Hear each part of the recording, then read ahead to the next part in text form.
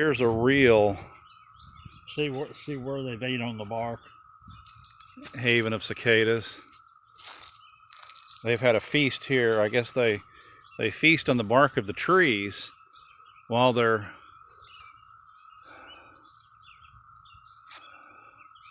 mating. Look up over your head. And then molting, and they are just active.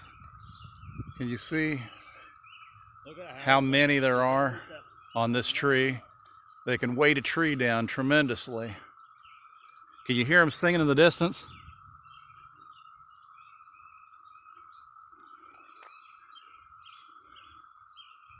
If you listen, you can hear them singing in the distance, but they're... This is a highly active area of cicadas. This is their breeding ground. They breed up in the air. They up breed on a limb. And then 17 years later, they'll come up out of the holes in the ground and reemerge again. So Climb up a tree and it's an annoyance for a while,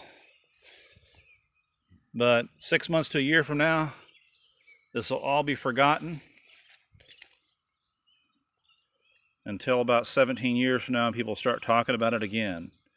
It's amazing just how many of them are in this brood X.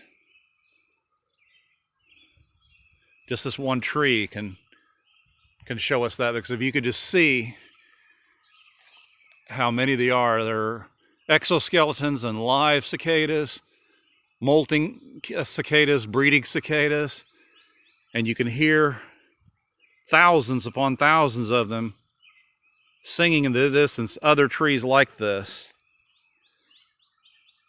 And this is brood X.